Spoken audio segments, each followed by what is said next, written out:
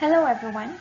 For today's video tutorial, we are going to continue where we left from our previous video tutorial. So we already discussed predicate logic and universal quantifier.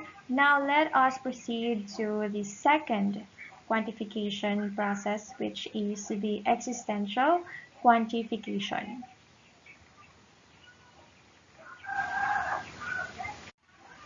So this is a symbol of existential quantifier, baliktad na capital E, which means there exist. Now, it is very important to note that in mathematical statement, hindi natin may iwasan na there are certain elements with certain property.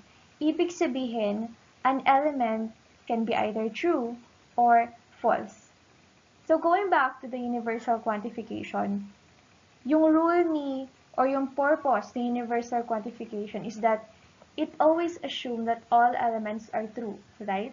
However, we can't deny that there are certain statements with elements that can have two values, true or false.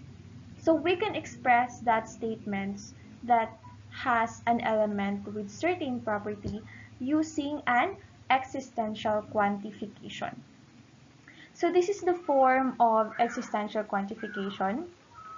So we have yung symbol ng existential quantifier, which is baliktad na capital E. So it means or can be read as there exist.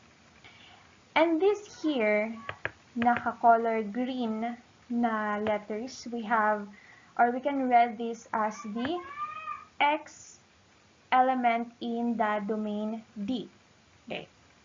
So, ibig sabihin, X is a certain element of the domain D. And lastly, we have the P of X, which is our predicate and our subject. So, this is the form of existential quantifier. And this form can be read as there exists X in the domain such as P of X is true. So this means that there exists an element kahit isa lang yan where the predicate is true. So aside from the word there exists, the existential quantifier can also be expressed in the words for some, for at least one, and there is.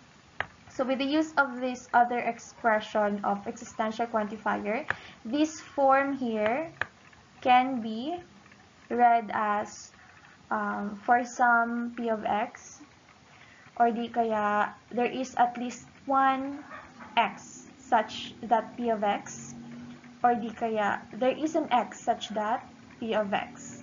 Okay, so those are the other ways which you can express existential quantifier. So in addition to that, it is also important to note that existential quantifier is false if and only if there is no element X in that domain which P of X is true. So ibig sabihin yan, let's say, going back to our example, yung tatlong elements. If none of those element X is true, then automatically the statement is false. Or di kaya the predicate is false. Okay?